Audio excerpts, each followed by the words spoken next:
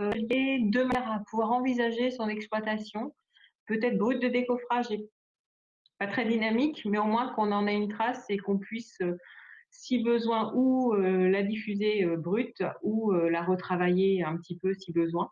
Mais voilà, toujours est-il qu'on aura une trace de cela. Je vous mettrai à disposition les différents supports que vous verrez cet après-midi. Je n'ai pas eu le temps de le faire à l'avance. Donc, il y a une personne au moins qui est par téléphone, je m'en excuse. Si j'ai la possibilité pendant l'atelier, j'essaierai de les mettre en ligne sur le site du programme Vitam. Voilà, j'ai pas pu le faire avant, j'en suis désolée. Pour les outils que vous avez à disposition, donc ce que je vous invite à faire, c'est de couper les micros, sinon je le ferai d'office moi de mon côté pour éviter les interférences.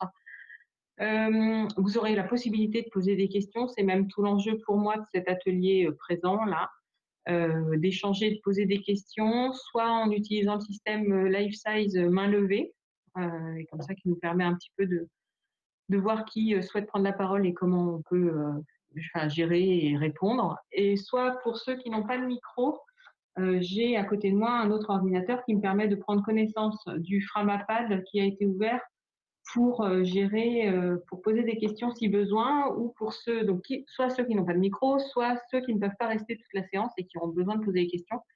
C'est un document qui sera en ligne toute la semaine, donc sur lequel vous pouvez après voir nos réponses si besoin. Voilà pour les modalités pratiques. Alors, cette session est donc tournée autour de Vitam et des collectivités territoriales.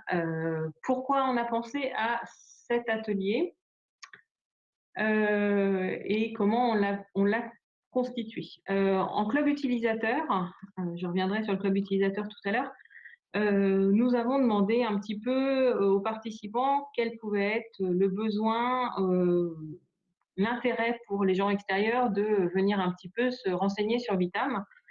Et Stéphanie Roux, pour ne pas la nommer, j'en suis désolée Stéphanie, tu auras l'occasion de nous dire si c'est une bonne transcription ou pas, nous a dit qu'il était intéressant quand même de parler des collectivités et un petit peu pour les renseigner, voire même les rassurer ou leur dire ce qui était faisable ou pas en lien avec le programme Vitam.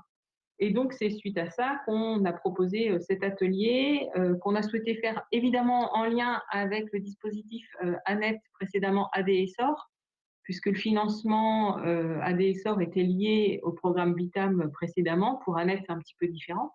Et donc, le SIAF, par l'intermédiaire de l'ENAIG, on aura quelques mots dessus, puisque le dispositif est en pleine période de proposition de dossier. Enfin, je ne sais pas comment on appelle la période, mais on en saura plus tout à l'heure. Et puis, c'était l'occasion également de proposer à deux collectivités de prendre la parole pour indiquer un petit peu leur regard sur Vitam et où elles en sont. Donc, ça sera le cas avec le département de l'Hérault et l'agglomération de Cergy-Pontoise. Voilà un petit peu pour ce qui composera cette session, sachant que voilà, vraiment, l'idée, c'est aussi d'avoir des échanges avec vous pour répondre à vos questions au maximum. Voilà, est-ce qu'il y a des questions d'ores et déjà sur toute cette introduction? Non, pas spécialement. Bon, alors, pour le programme Vitam, je vais être assez rapide parce que c'est quand même des choses, il n'y a pas d'énormes nouveautés, et puis c'est des choses que vous avez sans aucun doute l'habitude d'entendre. Donc, le programme Vitam et les collectivités, je n'ai pas, j'ai pas préparé spécialement de support dessus puisque c'est essentiellement tourné autour du club utilisateur qui rassemble maintenant en utilisateurs conventionnés deux collectivités qui sont donc l'Hérault depuis décembre 2018 et le Vaucluse depuis mars 2019. On a plusieurs autres collectivités qui sont ou intéressées, voire même en phase de signature, mais voilà, s'ils sont parmi les participants, bah, je les laisserai l'indiquer. Et puis nous, sinon, on le dira au fur et à mesure des signatures reçues, puisque c'est parfois de l'ordre de la réflexion. Voilà. L'Hérault nous dira un petit peu quelle a été sa démarche pour rentrer dans ce club utilisateur, mais nous, ce qu'on peut en voir au sein du programme Vitam, c'est l'intérêt pour une acculturation au programme Vitam et même en général à tout ce qui tourne autour de l'archivage électronique, puisqu'on voit bien avec les échanges des membres du club utilisateur que leur intérêt est sur la partie outils, solution logicielle, mais que ce n'est qu'un outil et que tout le reste est à penser, et il est à penser en mutualisant la réflexion, si possible, puisque c'est ainsi beaucoup plus facile. Donc je me demande dans quelle mesure l'Hérault, par exemple, ne vous dira pas qu'il est plus sympa de réfléchir à plusieurs et donc de venir les rejoindre avec le Vaucluse au sein du club utilisateur, parce que les problématiques de vos collectivités sont souvent très proches en termes de préparation en amont par rapport à l'outil. C'est-à-dire que Vitam n'est qu'un outil et le reste est à votre charge, je dirais. Donc le club utilisateur permet quand même cette mise en commun des réflexions et de mutualiser aussi donc ces réflexions et les travaux pour ensuite bénéficier les uns les autres des retours d'expérience. C'est-à-dire que même si on réunit au sein du club utilisateur de nombreux opérateurs, par exemple, et que certains ont des projets qui évidemment n'ont pas du tout le même périmètre et les mêmes ampleurs que des collectivités, l'intérêt c'est aussi de voir quelle est l'appropriation métier de certains concepts propres à Vitam ou propres à l'archivage électronique, et qu'est-ce qui a été mis en place pour préparer un flux de données, quels sont les éléments déclencheurs, quel impact du CEDA 2.1, enfin voilà, des choses comme ça. De plus, je pense que vous en avez déjà entendu parler, le programme Vitam avec le club utilisateur a mis en place tout un système d'accompagnement, en gros, puisqu'il y a les réunions du club utilisateur qui sont au nombre de 3 à 4 par an. Et puis, il y a également des multilatérales techniques et applicatives d'un côté, c'est-à-dire qui s'adressent plutôt du côté informatique, pour être très schématique, et puis les multilatérales archivistes, qui sont donc plutôt pour les archivistes qui font partie de ces différents projets, puisqu'on insiste, l'intérêt est d'avoir les deux profils au sein des projets, et quand on est utilisateur Vitam, mais sans doute de manière générale, un côté métier, un côté informatique, un métier archive et un côté informatique. Voilà, et puis après de nombreuses bilatérales, comme c'est appelé ici, c'est-à-dire en cas de besoin, nous appeler et convenir d'un rendez-vous pour avancer sur un point ou sur un autre. Voilà un petit peu pour le périmètre général, je dirais, de ce qu'on peut vous proposer, sachant que donc maintenant, le club utilisateur, comme il est appelé, avant c'était le comité partenarial, on a mis en place une convention de service qui permet d'être membre du club utilisateur. Cette convention de service est un texte de 7-8 pages qu'on peut diffuser si besoin, qui permet d'identifier en effet les interlocuteurs et un petit peu, enfin pas un petit peu, les rôles et responsabilités de chacun du côté Vitam et du côté utilisateur par rapport à ce qui est attendu, et qui offre aussi la possibilité d'achat de tickets. C'est la nouveauté un petit peu. Alors je pourrais revenir sur les achats de tickets, mais je ne suis pas sûre que ça soit là au cœur du sujet et de votre besoin. Mais si vous avez des questions, on pourra revenir dessus sans aucun problème. Voilà, du côté Vitam, un petit peu ce que l'on pouvait vous préciser en amont, sachant que je préférerais répondre à vos questions que de dérouler des choses qui sont parfois déjà vues et revues pour certains d'entre vous. Est-ce que, à l'état actuel de l'atelier, vous avez des questions? Alors, je vois que sur Framapad, l'achat de tickets, non, c'est pas la relation bilatérale, mais vous pouvez lever la main.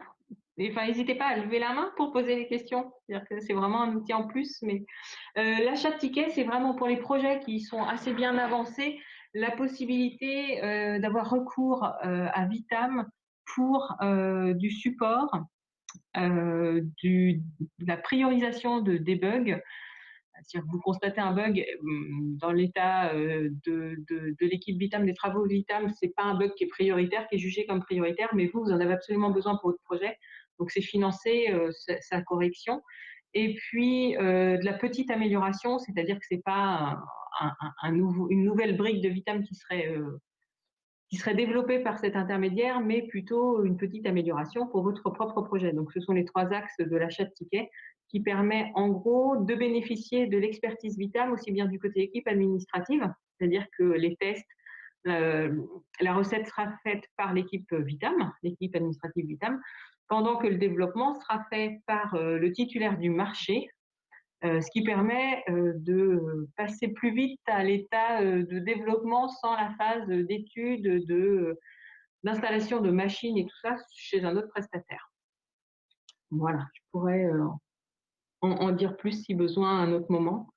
Voilà. Est-ce qu'il y a d'autres questions? Main levée, prise de parole? Ou est-ce qu'on passe directement à quelques mots sur Annette?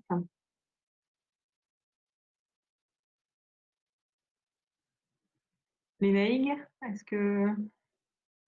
Oui, est-ce qu'on m'entend bien? Oui, très bien.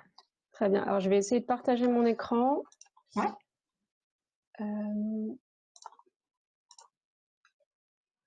Est-ce que ça fonctionne? Est-ce que vous voyez la présentation? Oui, ça y est, c'est bon.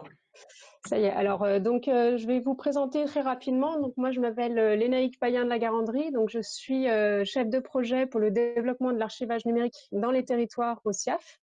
Donc, à ce titre, je m'occupe de l'appel à projet ANET, donc archivage numérique en territoire. Comme Alice l'a rappelé tout à l'heure, les appels à projets du CIAF ont une histoire commune avec Vitam, puisque l'ancien appel à projet ADSOR, qui a eu lieu de 2014 à 2019, s'inscrivait dans le cadre et sur les crédits du programme interministériel Vitam.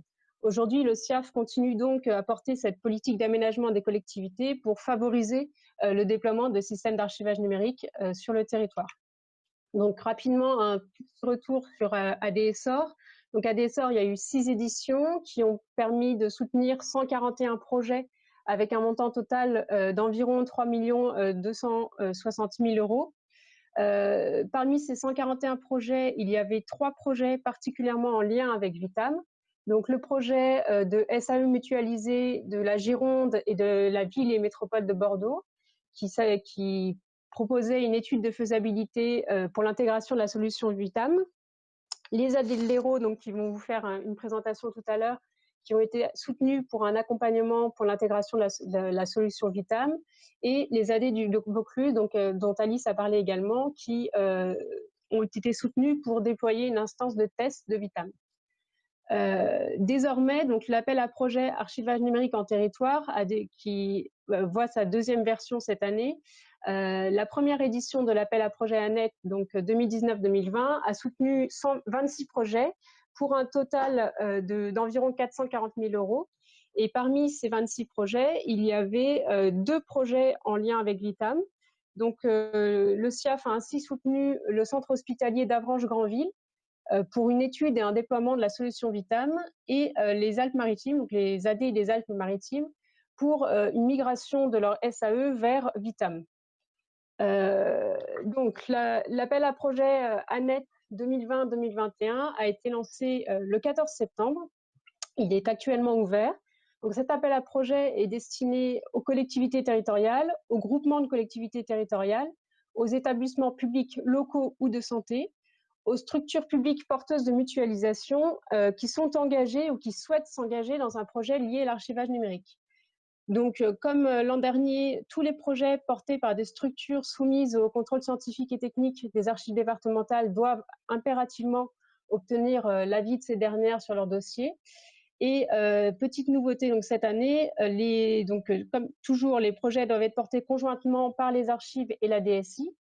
Les structures doivent démontrer que si elles n'ont pas de ressources archivistiques en interne, si elles n'ont pas de compétences archives en interne, elles peuvent s'appuyer sur une compétence externe à cette structure en collaborant par exemple avec un service public d'archives qui dispose d'archivistes formés, ou encore en s'appuyant sur un prestataire qui lui dispose d'archivistes formés.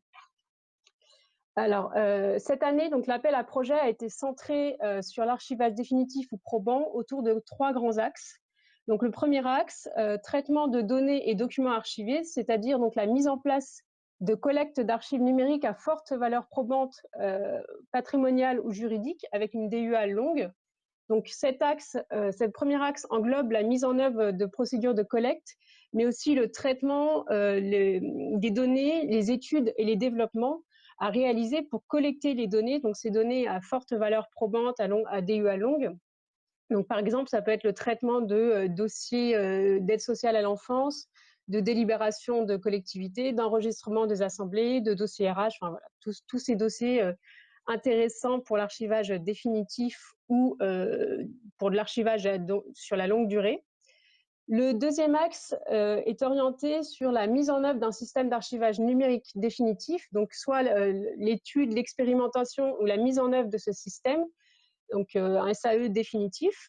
Et enfin, dernier axe, donc, qui est particulièrement lié à Vitam, puisqu'il s'agit de déployer la solution logicielle Vitam, donc soit le déploiement, l'expérimentation ou l'implémentation de la solution Vitam, ou encore la participation au développement d'interfaces, au développement de connecteurs pour Vitam, des travaux relatifs à la mise en œuvre fonctionnelle du logiciel, donc ça peut être la définition de référentiels communs, la formalisation de profils d'archivage, etc. Donc c'est tout un axe autour de Vitam.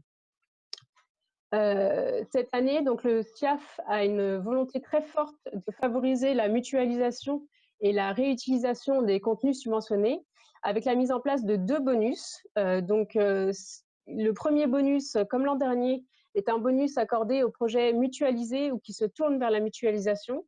Donc ça peut être soit le développement et l'usage mutualisé d'un SAE, mais aussi ça peut être le développement mutualisé d'un connecteur, la mutualisation de réflexion ou d'études sur un flux particulier, la constitution de référentiels communs, etc. C'est vraiment un bonus attribué aux projets mutualisés. Et nouveauté cette année, le SIAF attribuera un bonus pour les projets jugés pilotes pour l'ensemble du réseau des archives de France. Donc ce bonus sera accordé à tous les projets, enfin aux projets qui doivent permettre un nouvel apport de connaissances ou une valeur ajoutée, pouvant donner lieu à un partage dans le réseau. Donc il pourrait s'agir de projets portant sur la collecte d'archives à forte valeur patrimoniale ou juridique ou à DUA longue, sur lesquels peu de services se sont penchés actuellement et pour lesquels donc il n'y a pas encore de mode d'emploi, entre guillemets. Donc ça pourrait être par exemple des dossiers, des travaux sur des dossiers d'aide sociale à l'enfance, sur des dossiers patients, donc pour l'instant sur lesquels peu de services se sont penchés actuellement. Il peut aussi s'agir d'une étude portant sur un sujet qui n'avait pas ou très peu été traité jusque-là, et dont tout le réseau pourrait bénéficier. Ce bonus engage naturellement son bénéficiaire à communiquer largement sur ses résultats pour permettre à l'ensemble du réseau de le suivre. Ces deux bonus sont décidés par le jury. C'est le jury qui décidera de l'attribution de ces bonus. Cette année, les porteurs de projets subventionnés doivent s'engager à partager les livrables subventionnés, donc notamment les études. Et pour cela, le formulaire de l'appel à projet intègre un modèle, une clause de cession de droit de propriété intellectuelle sur les livrables. Le partage des livrables sera bien sûr organisé par le SIAF et les études pourront être anonymisées par les porteurs s'ils le souhaitent pour pouvoir être publiées en ligne. Donc, un bref rappel sur le calendrier. Donc, comme je l'ai dit, l'appel à projet a été ouvert le 14 septembre et il est ouvert jusqu'au 16 novembre. Donc, la clôture des candidatures le 16 novembre. Le jury de sélection des dossiers aura lieu le 2 décembre.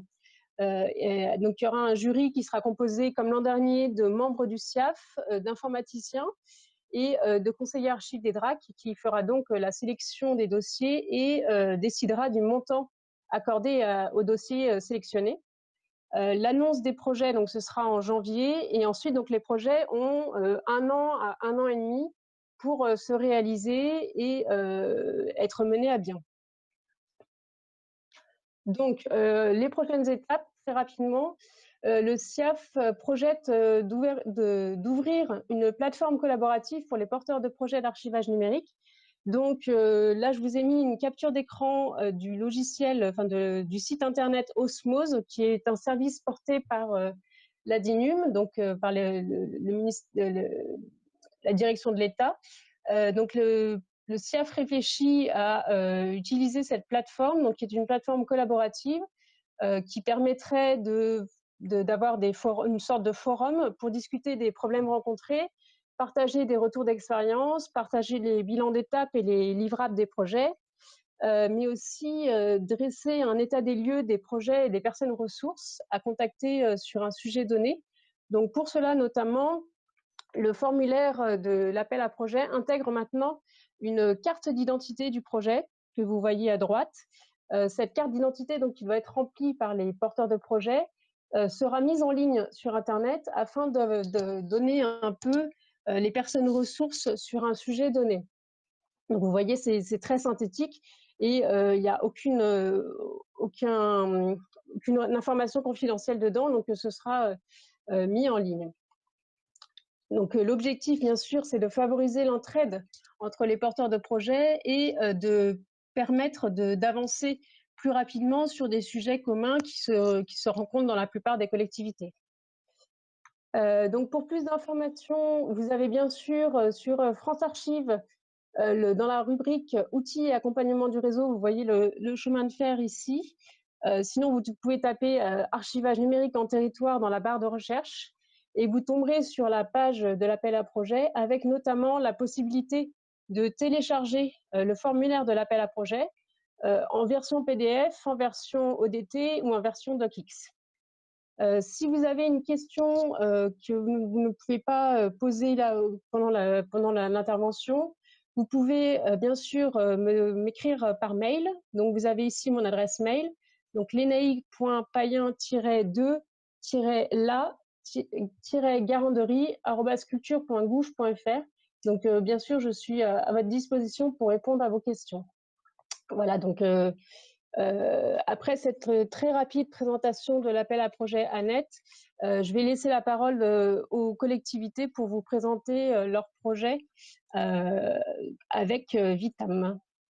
Merci Lénaïg. Alors, c'est vrai que c'est important pour nous de vous montrer Annette parce que ça a toujours, Annette ADSOR, ça a toujours été très en lien avec le programme Vitam de par le financement initial. Et puis parce que même si on entend beaucoup, et sans doute à raison, que Vitam est pas dimensionné ou surdimensionné pour les collectivités, on pourra en reparler parce qu'il y a quand même des sujets de mutualisation qui peuvent être intéressants.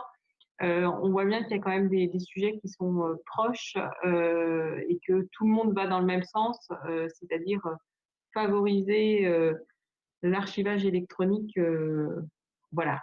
Pour les flux, on sait ce qui se fait et qu'il y a des choses qui se font, mais on aimerait aussi, il y a une ambition quand même sur le big data et la masse de données et l'archivage en masse qui est important dans ce dispositif et qu'on a aussi à cœur évidemment au sein du programme Vitam.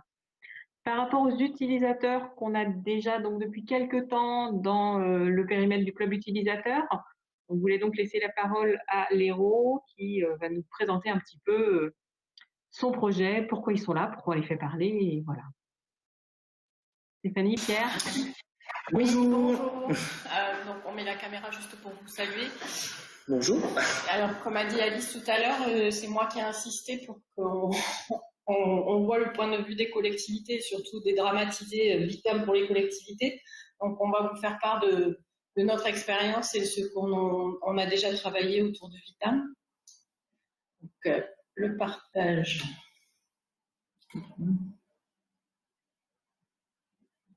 C'est bon pour vous? Oui, c'est bon, on le voit, merci.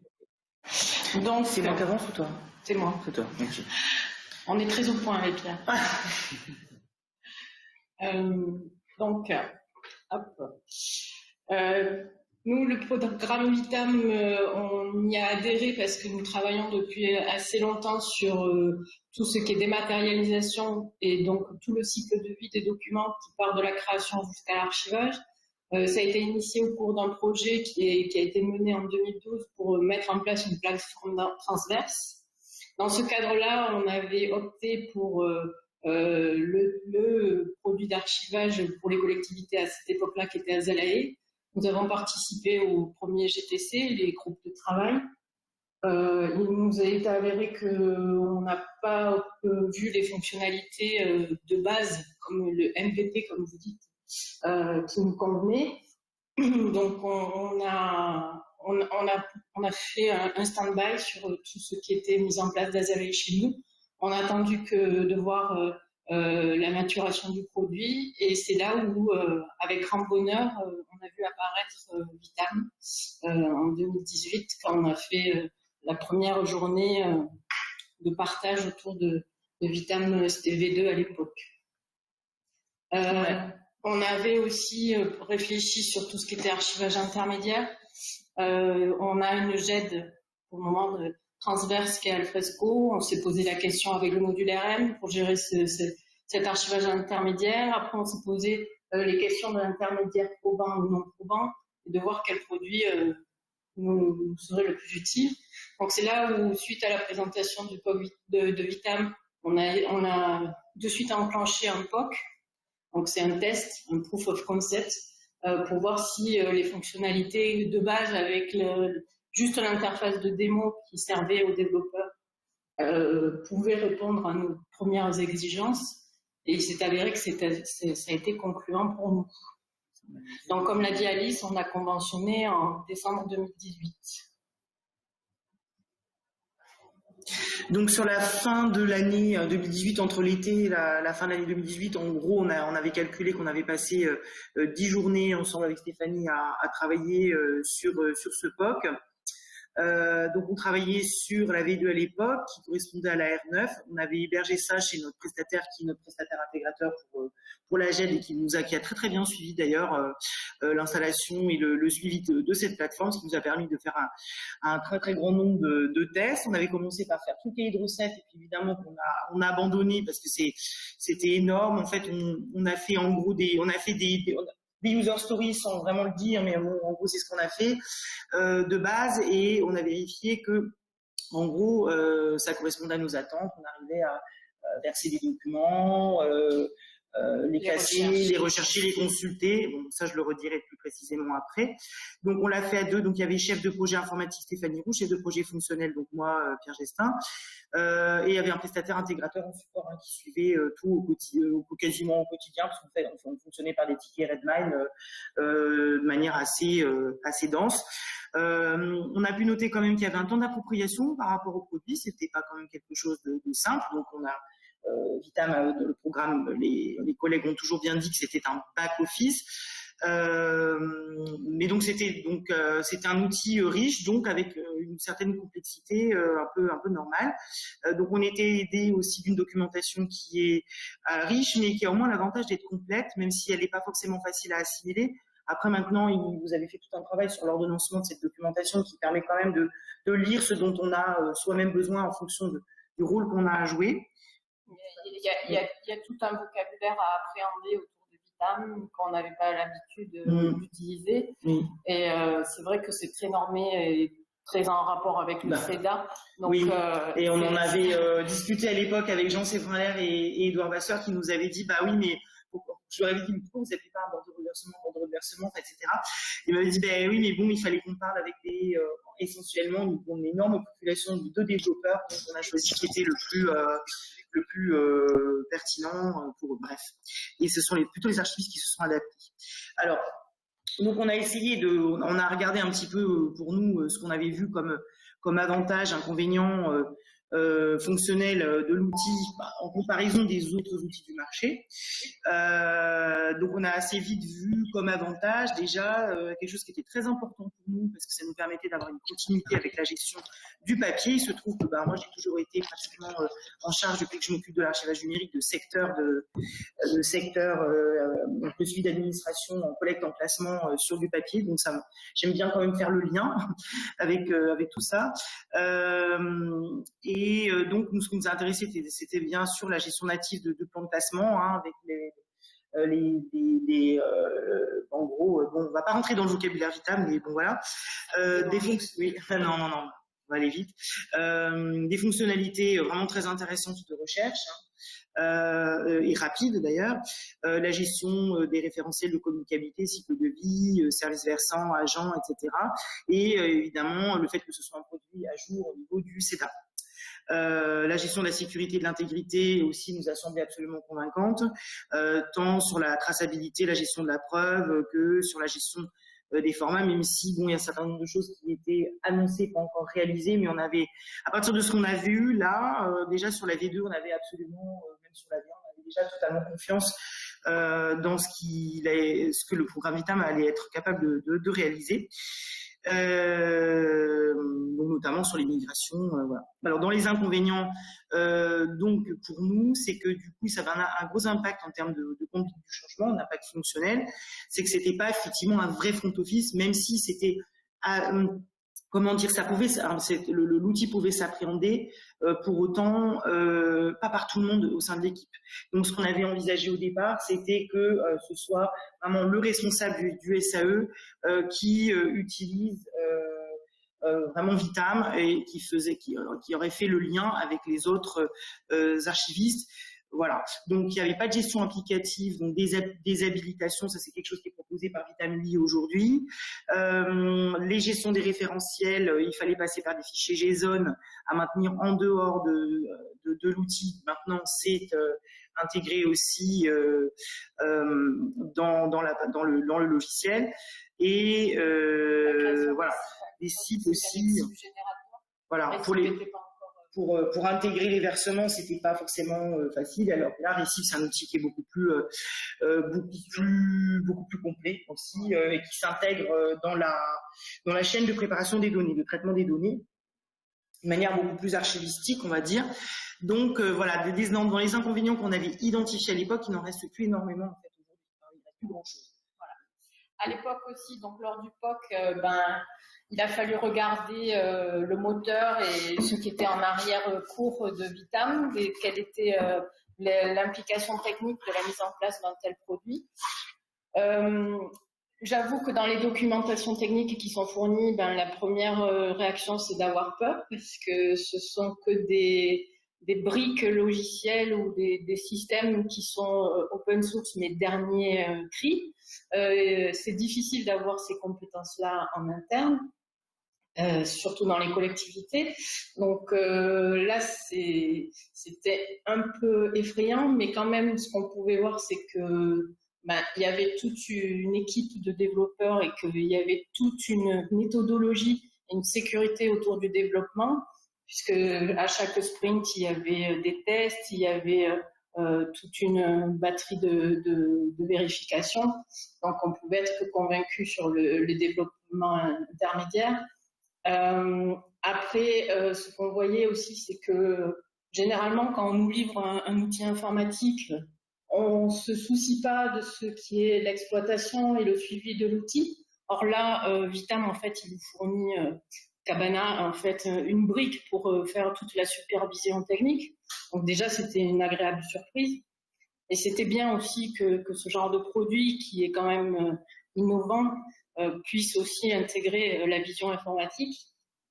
On voyait aussi qu'avec tous les développements et les briques mises en place, la sécurité était au cœur du projet, qu'on prenait bien conscience qu'on mettait en place quand même de l'archivage définitif. Donc on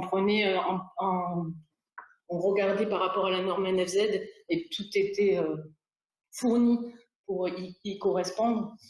Après, nous, quand on a commencé à participer aux réunions et voir, dans le cadre du POC, on a fait une ou deux réunions, on a vu que quand même, il y avait toute une méthodologie projet, qui est de la méthodologie agile, où c'était très normé avec des sprints, avec des scrums, avec des personnes qui étaient responsables d'une partie ou d'une autre.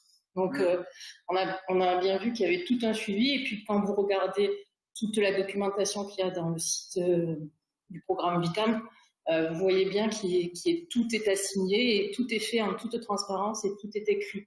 Donc, on peut suivre au pas à pas les développements.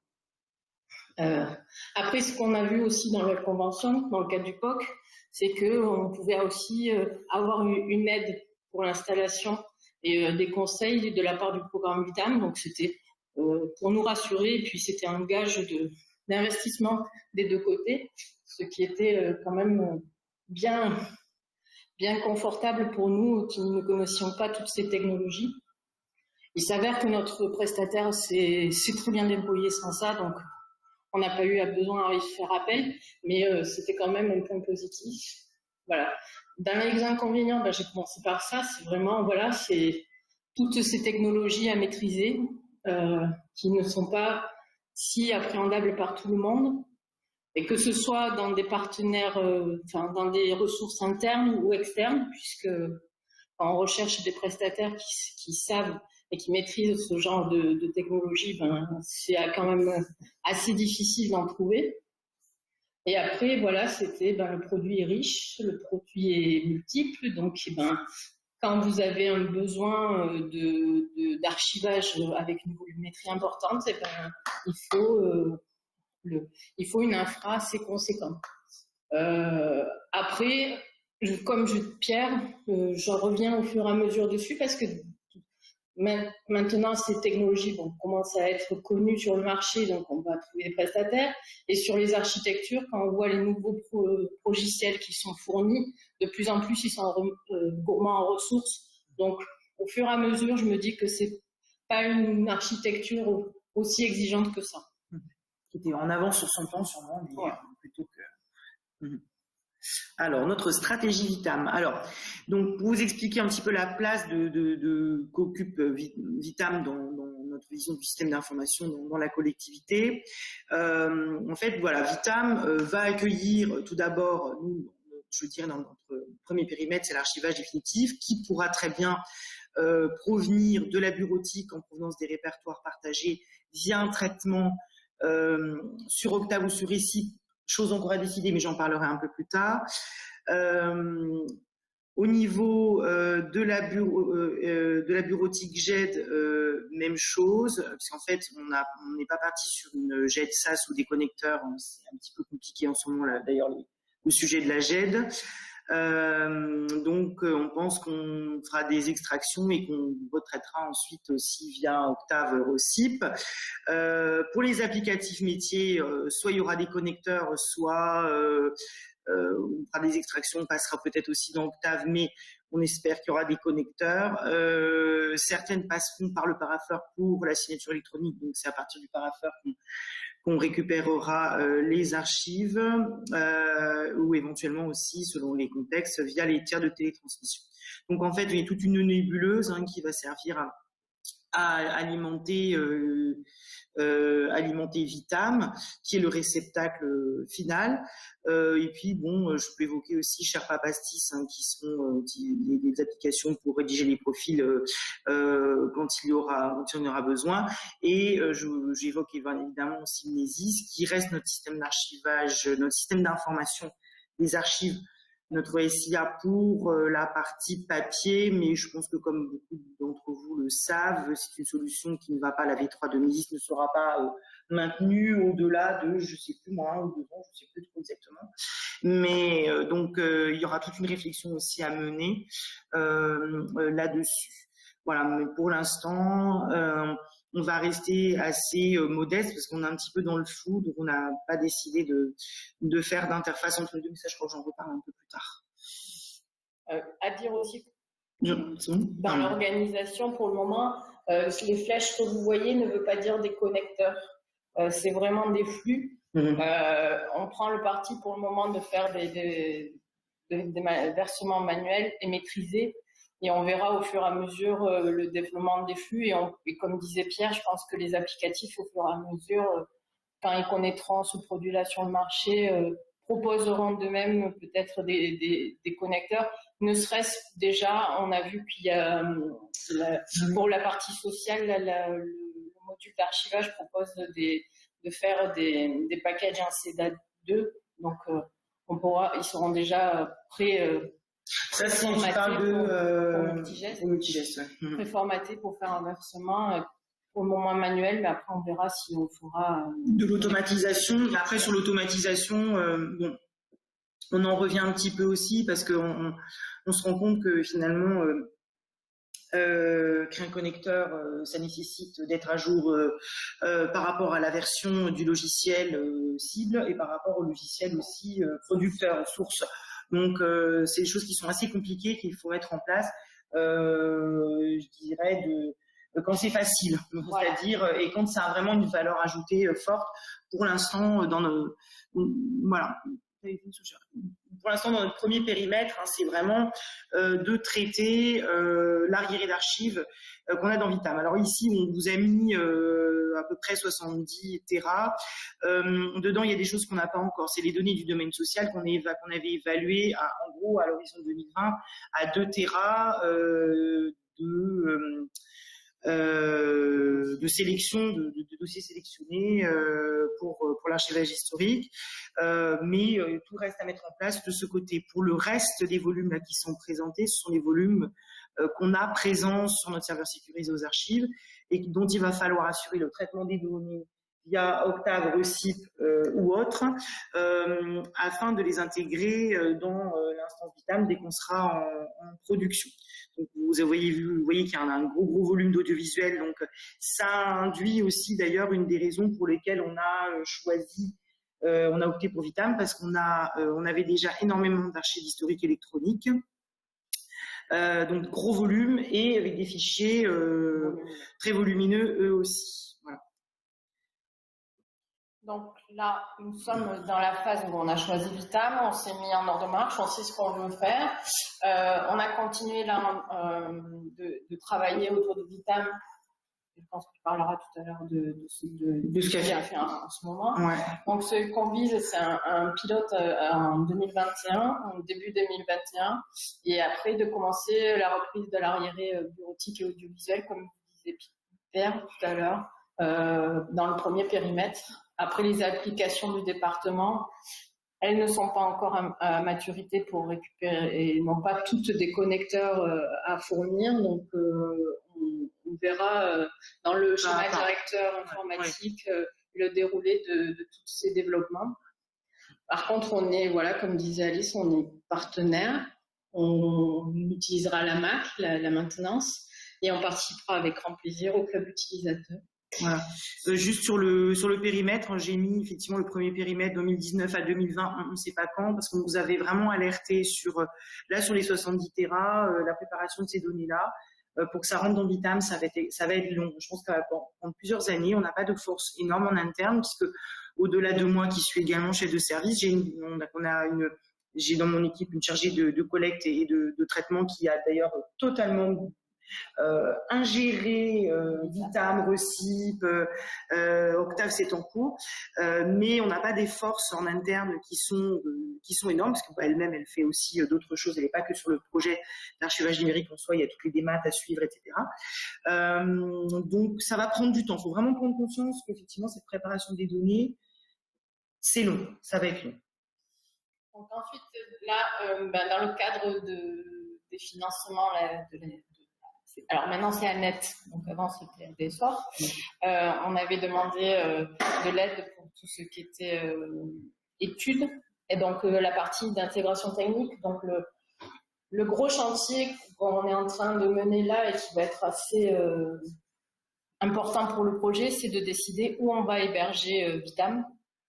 Je disais tout à l'heure que l'architecture est assez complexe. Mais c'est pas tant l'architecture de Vitam qui pose souci, c'est surtout toute la sécurité qu'il y a à mettre autour d'un système d'archivage électronique et de répondre au mieux possible à la norme NFZ, même si on ne tient pas à être certifié, mais quand même, il faut prendre conscience qu'on met en place un système d'archivage électronique définitif, donc de se dire que ces documents électroniques sont peut-être consultables dans 20-30 ans. Donc pour un informaticien, on se dit que déjà, un format, ça ne tient pas qu'un an, donc qu'est-ce que ça va être dans 30 ans? Donc c'est vraiment là, la complexité, c'est de se dire, trouver un hébergement sécurisé. En interne, ça demande d'énormes investissements pour mettre en place le PRA et la sécurité qui va bien. Et l'hébergement externe, il faut voir la faisabilité et puis les autorisations au niveau par rapport au code du patrimoine, ainsi de suite. Donc, on en est dans toutes ces réflexions-là. On a déjà trouvé un partenaire pour faire la prestation d'intégration, donc ça c'est bon. Puis là, on regarde pour l'exploitation technique, de voir quel est l'effort nécessaire de la part de notre maîtrise d'œuvre interne et de voir si chez des prestataires, les compétences, à combien ça se chiffrerait et de faire le meilleur choix possible.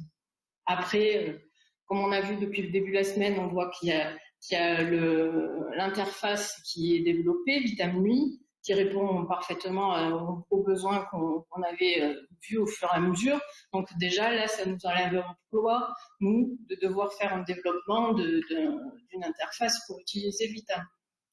Après, se pose toujours la question, même si, Pierre, vous le signalez, Mnesis ne va pas être pérenne, mais il faut se poser la question, comment interfacer le SAE avec le système d'archivage papier, et de voir un peu quelles seraient les meilleures pratiques, et puis comment on interface, tous ces fichiers qui sont communs aux deux gestions, que ce soit à la fois papier et électronique.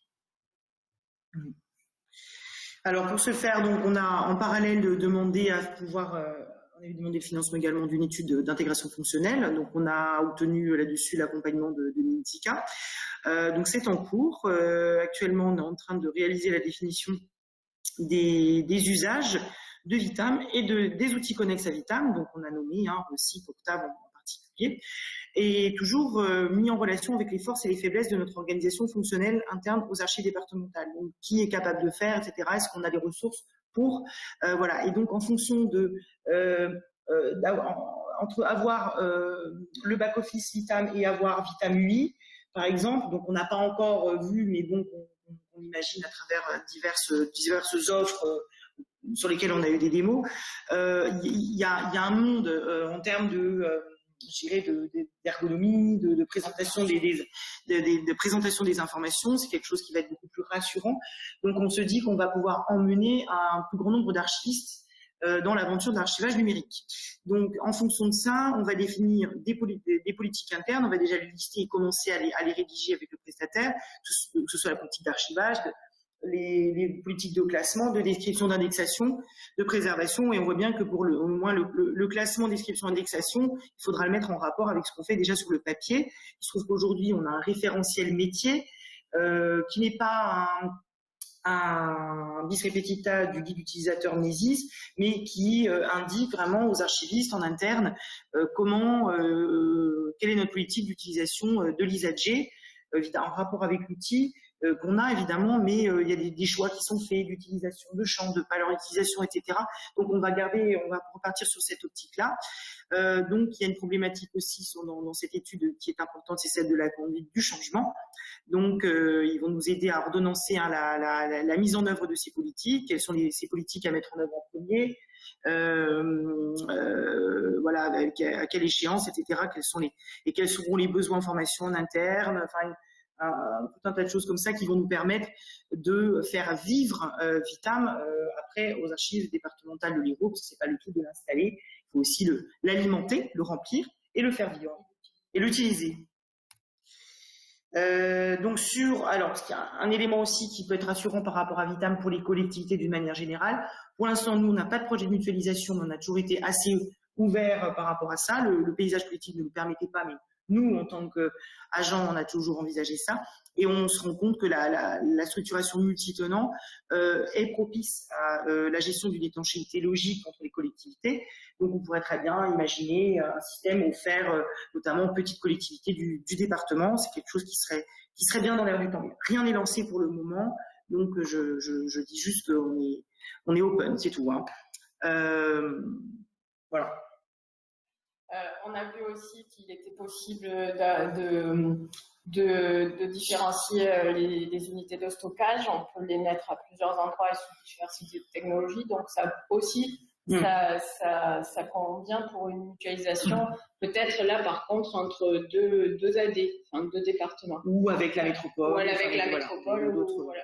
Donc le produit nous permet, au point de vue infrastructure, à réaliser des mutualisations des infras.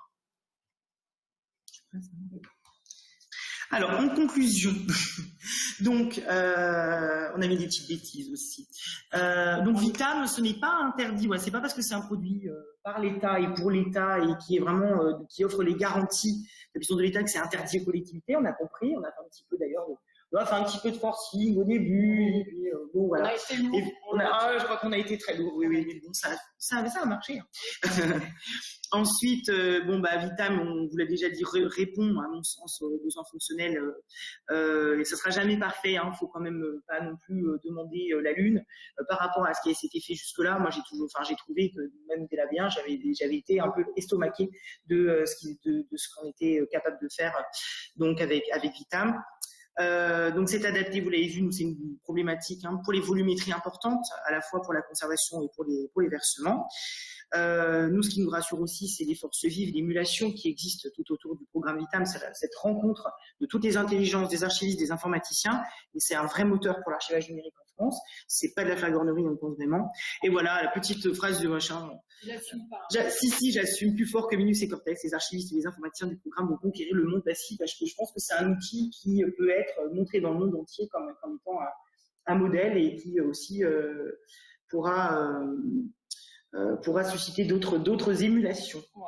Après, moi, d'un point de vue informaticienne, j'ai été quand même estomaquée par la production, les ressources et le professionnalisme de tout ce développement, et de voir aussi en fait qu'il y a une émulation, c'est que il y a tout le temps des améliorations. Donc au départ c'était avec les forces du programme Vitam, et maintenant quand on est au sein du club utilisateur, quand vous voyez débarquer les forces du CEA avec je sais pas, une vingtaine de personnes, puis avec le CINES, c'est tout la force autour de tous les partenaires qui chacun amène leur brique. Vous pouvez être que rassuré sur la pérennité de ce produit et puis la qualité. Sa pertinence. C'est vraiment une qualité. Donc nous avons fini. Merci. Merci à vous. Grand merci. Tout ceci sans que Vitam ne soit intervenu sur le support, je tiens à le préciser. Enfin voilà, moi c'est une découverte en même temps. On peut, je pense, laisser un temps de premières questions là déjà maintenant pour ceux qui le souhaitent. S'il y a des questions avant de parler de l'autre collectivité, l'agglomération Cergy-Pontoise. Est-ce que là il y a des questions, des commentaires, des interrogations?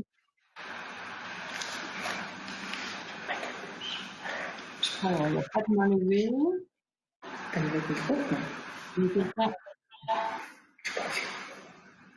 Il y a quelqu'un qui tape un message sur Framapad.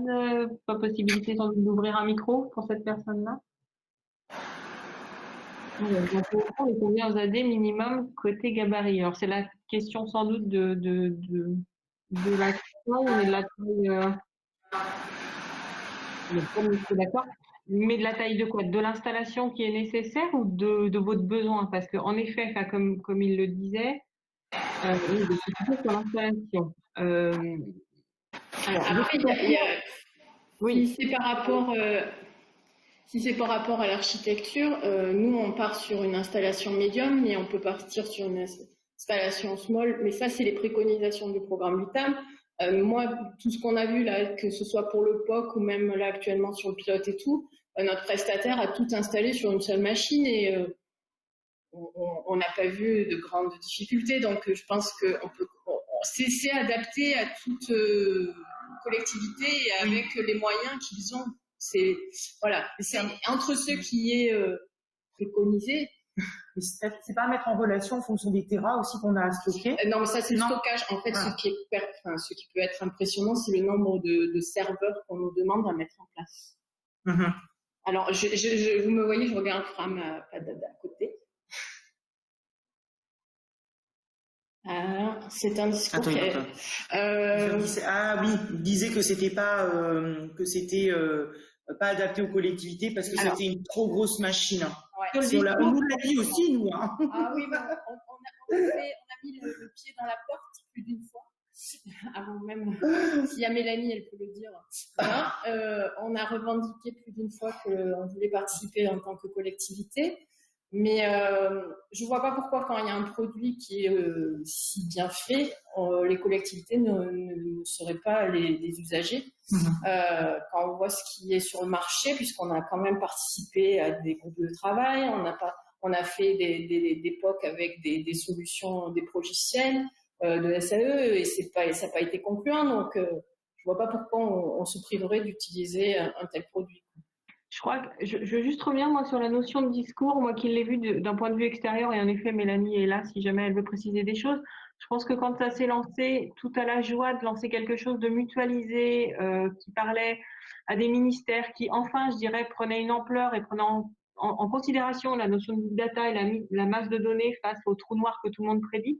Je crois qu'en effet, il y a eu un effet où tout le monde s'est dit waouh, c'est génial, ça va être pour nous. Avant d'être en effet refroidi, puisque le c'est pour nous était finalement adapté qu'aux grosses structures, avec la peur à ce moment-là de décevoir. Et donc, sans doute, oui, comme un coup de frein, un coup de froid sur les envies des uns et des autres, qui a parfois été mal perçu. Là, on voit bien, nous, à l'usage, qu'avec des gens qui ont envie de tenter, que ça se fait. Alors, on ne dit pas que ça se fait en 1 an ou 2 ans.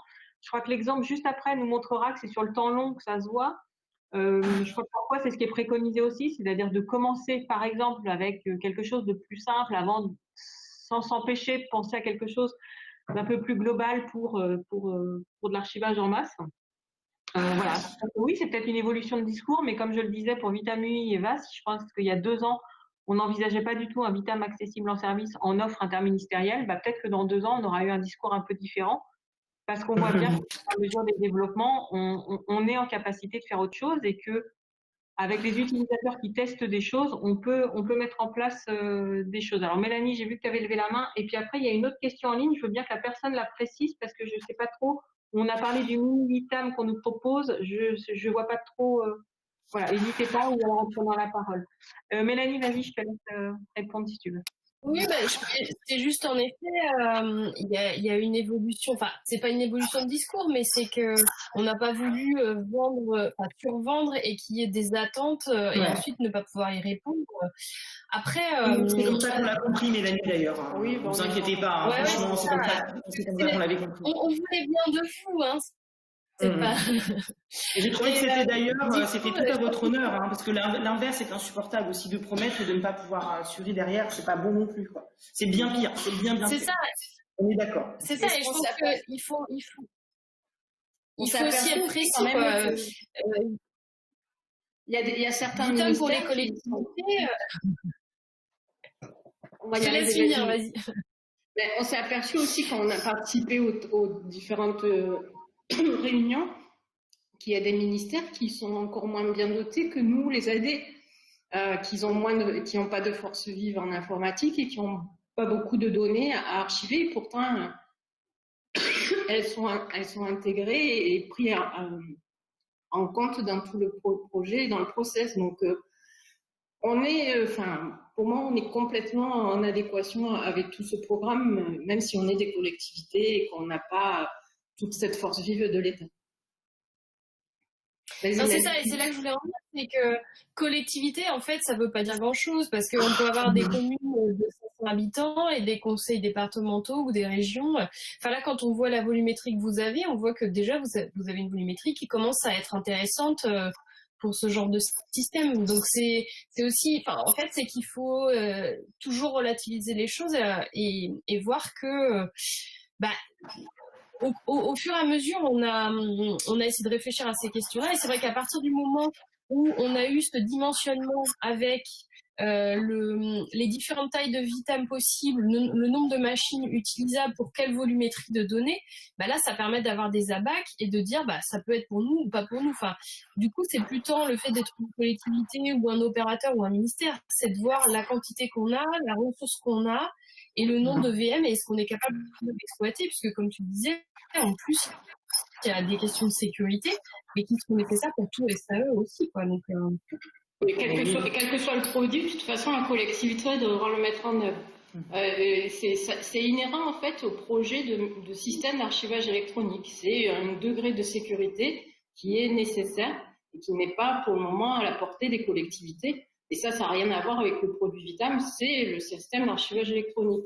Après, ce qu'on a vu nous aussi, c'est quand on a intégré, qu'on a conventionné avec Vitam, c'est que vous nous avez écouté de suite, puisqu'on avait un besoin de mettre la cote, qui est notre système de gestion pour nous. C'est vrai.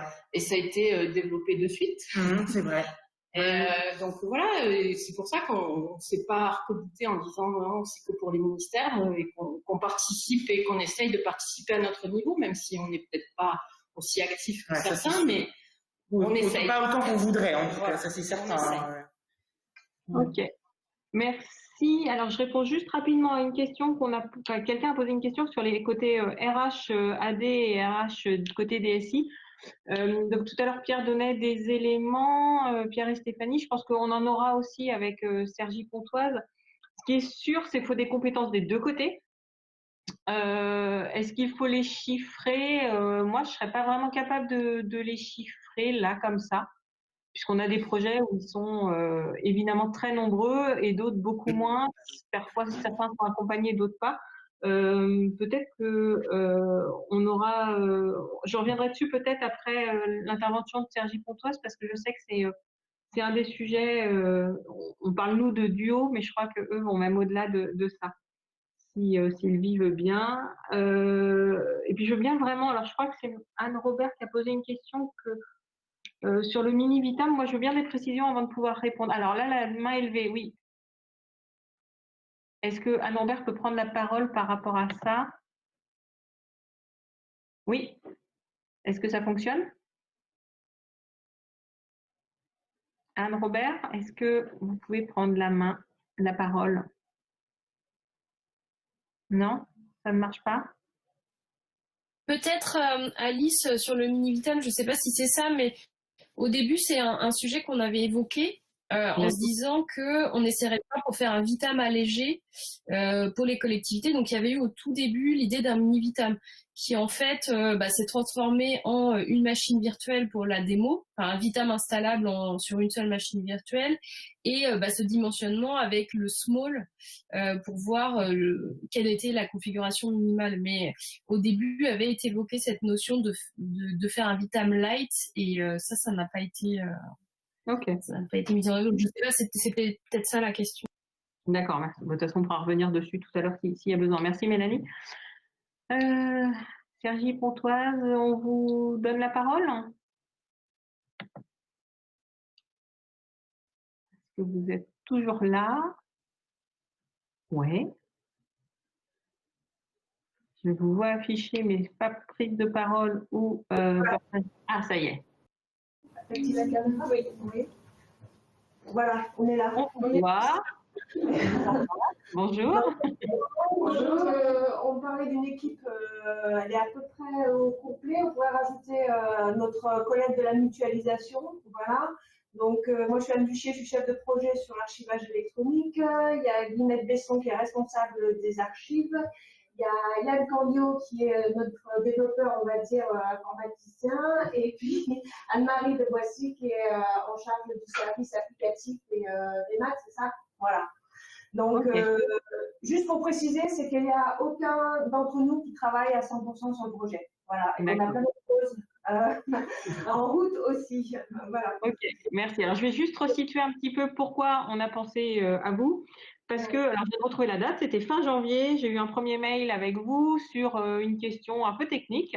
Et puis, on a enchaîné sur une présentation plus classique de Vitam.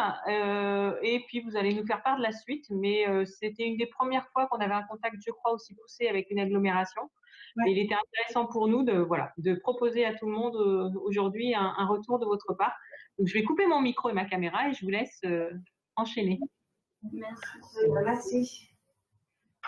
Donc, ce qu'on va faire, c'est vous présenter le projet, mais on va vous le présenter d'abord la manière dont on l'a organisé, parce qu'en fait, ça a été une longue histoire avant de pouvoir vraiment travailler, enfin longue histoire, ça a duré 2 ans avant de pouvoir travailler sur l'archivage de manière très, très concrète, avec à la fois une archiviste et nos informaticiens, sachant que c'est vraiment eux la cheville ouvrière du projet. Pour autant, on va d'abord vous présenter le territoire.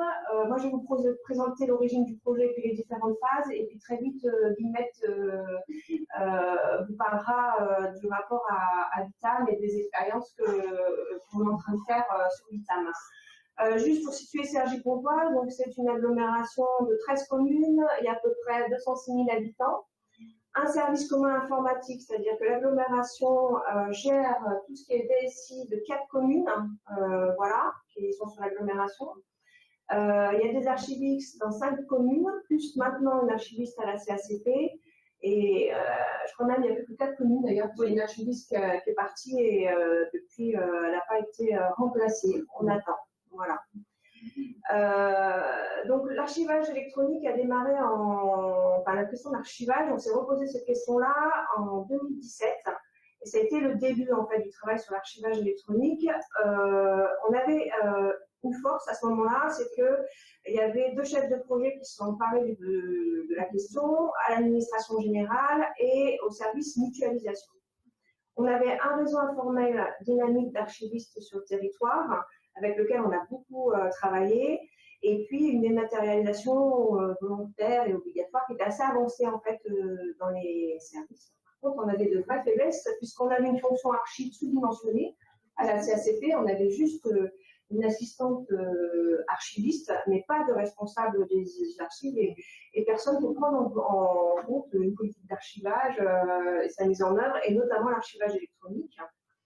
Il y avait une image assez tronquée du métier d'archiviste. En tout cas, c'était le constat que ma collègue et moi-même, ma collègue de la mutualisation moi-même faisions. Et puis, un déficit un peu général de connaissances sur les sujets relatifs au numérique, que ce soit le RGPD, l'open data, l'archivage.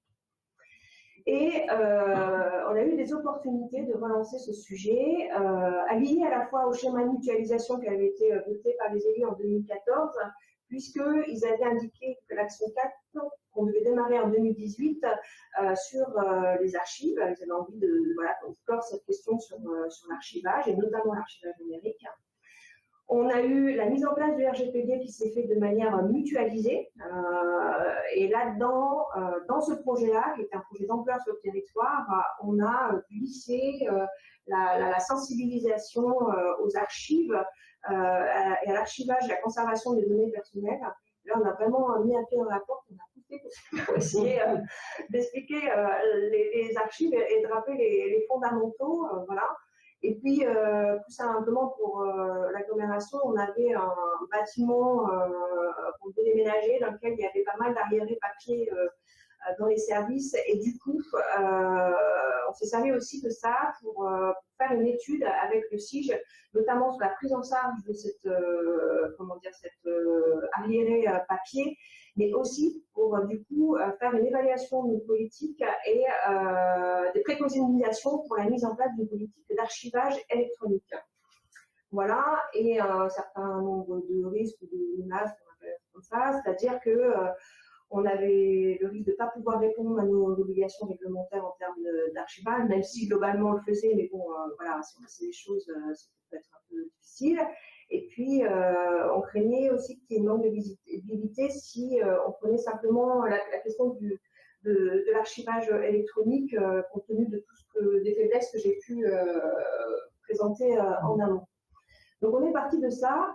Et du coup, dès le départ, on a mis en place une stratégie avec un certain nombre de principes et de valeurs qu'on a partagées avec l'ensemble des personnes qu'on a associées et qui finalement rejoignent l'esprit Vitam et l'esprit Annette aujourd'hui.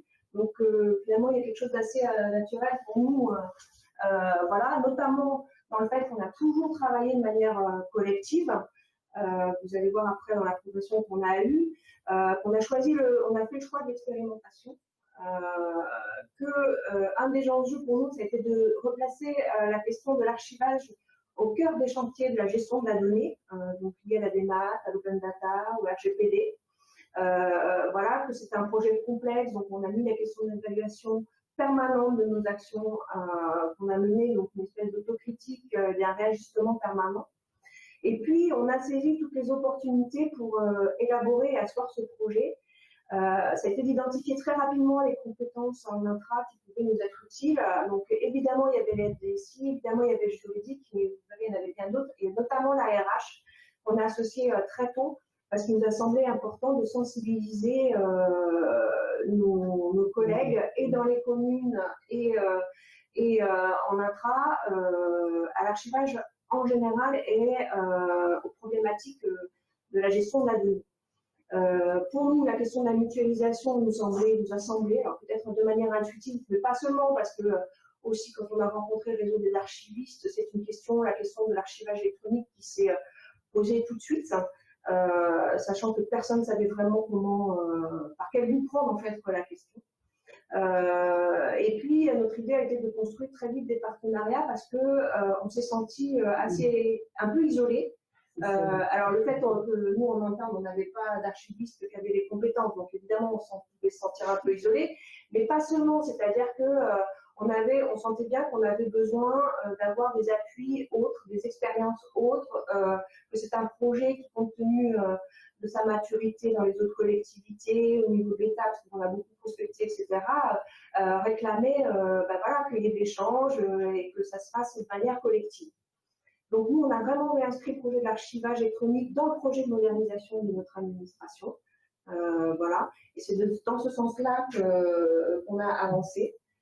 Donc ça, ce que je vous montre là, c'est la première phase en fait qui nous a amené jusqu'au recrutement en fait de notre archiviste, Guillemette.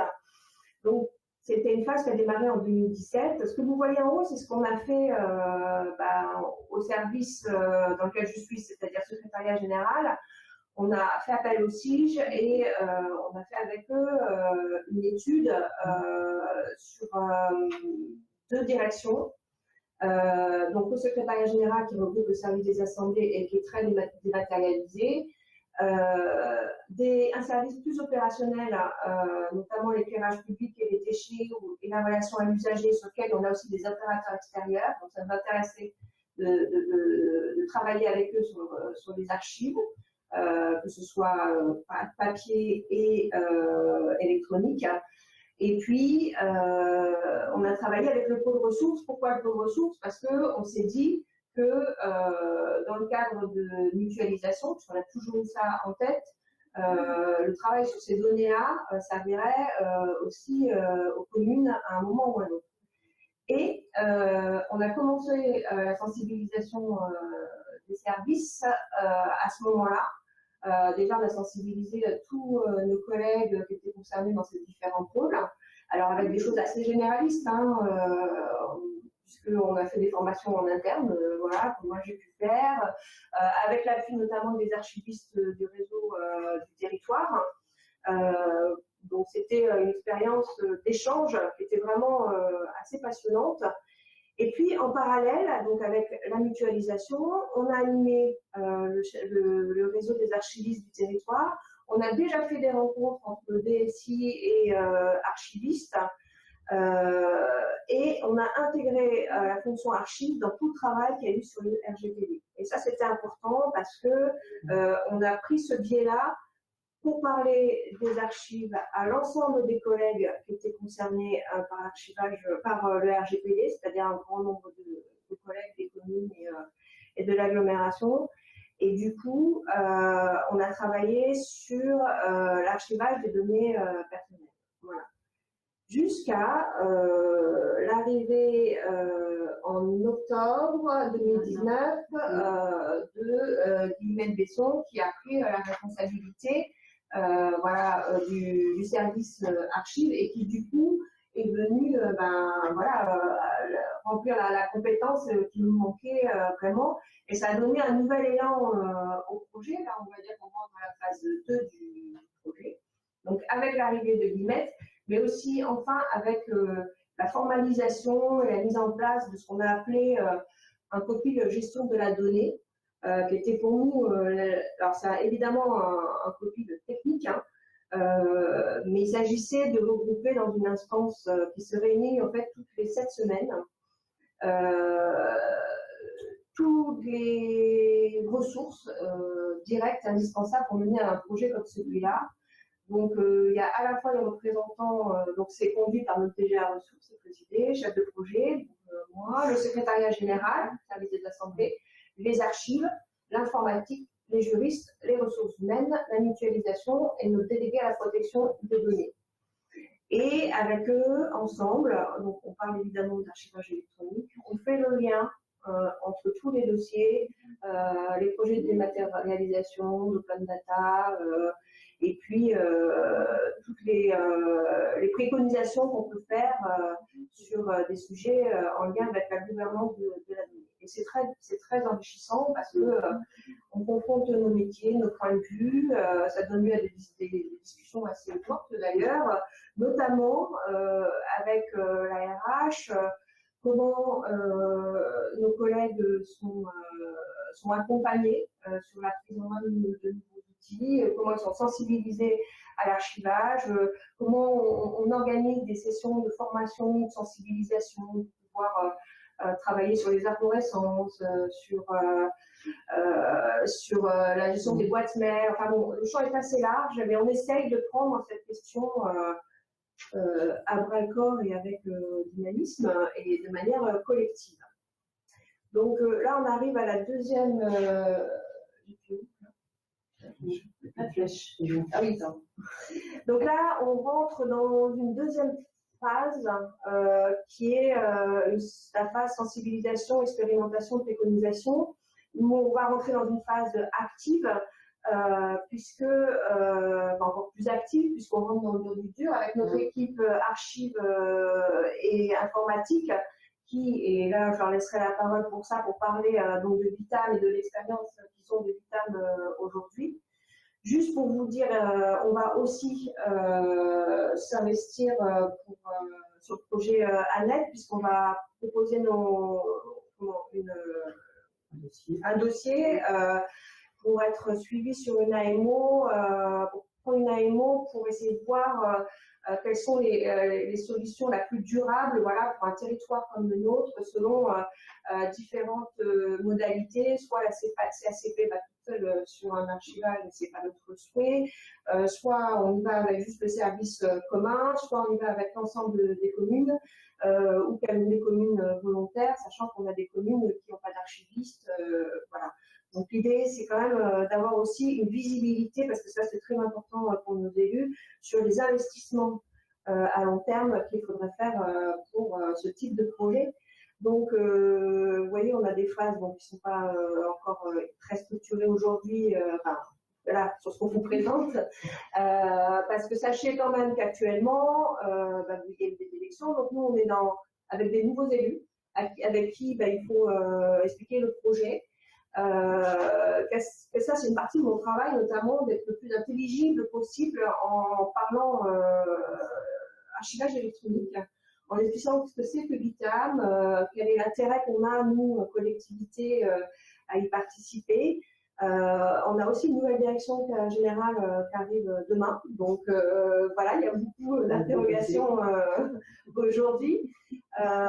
Mais demain aussi, on fait une formation à distance qu'on a, on va dire, inventée pendant le Covid, où voilà, on a construit une formation en 3 épisodes de sensibilisation aux archives en général, et le 3e volet est sur l'archivage numérique. Voilà. Donc, est présenté au vote des élus le 13 octobre la convention Vitam et la candidature ANET. Je vais passer la parole. Merci de votre attention.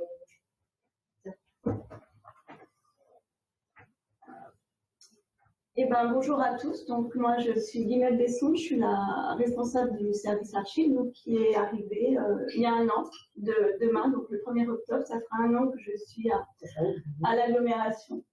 Ce qu'il faut savoir comme petite info, c'est qu'auparavant, j'étais la responsable du service archives du CIG. Donc, en fait, tous les projets, c'est plus ou moins moi, du côté du CIG, qui a accompagné, j'ai accompagné la collectivité dans sa réflexion.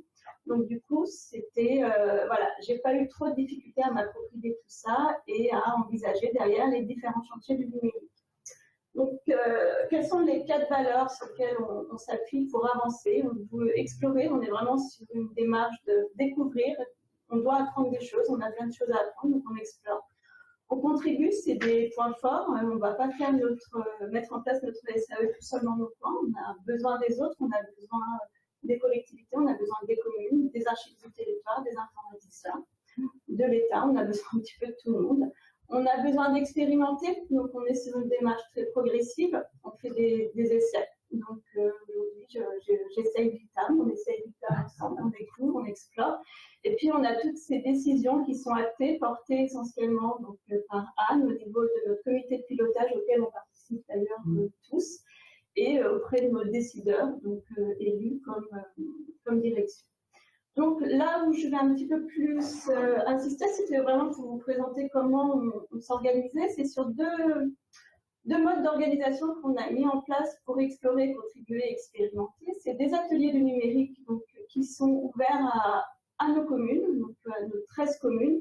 Elles sont toutes sollicitées, elles n'ont pas tout un archiviste, donc on est quand même beaucoup sur la base du volontariat, mais une présence très régulière et quelque chose de très participatif. Et enfin, on vous parlera des réunions internes à la CACP, donc, que je mène à peu près tous les 15 jours avec Anne-Marie et Yann, sur justement comment faire évoluer nos besoins en matière d'archivage électronique.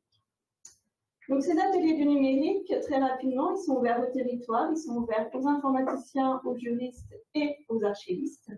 Donc en fait, c'est des rendez-vous qu'on se met en place mensuellement chez nous, à l'agglomération ou dans les communes. Donc le premier atelier a eu lieu en janvier, le temps que j'arrive, que je prenne mes fonctions et qu'on puisse s'organiser. Donc premier atelier en janvier. Après, nous avons eu le confinement, mais le confinement ne nous a pas freinés, nous avons fait des ateliers en distanciel.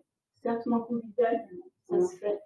Et puis enfin, surtout, dans cet espace volonté de collaborer, on a mis en place, donc on travaille avec Team, on a mis en place un espace de travail partagé dans lequel toute notre production, tous les éléments sur lesquels on travaille et tous les retours d'expérience qu'on peut collecter sont mis à disposition. Donc c'est vraiment un espace de travail organisé et structuré qui permet à chacun, même si un nouvel archiviste arrive sur le territoire, il pourra s'approprier, j'espère, assez rapidement notre avancée dans le sujet.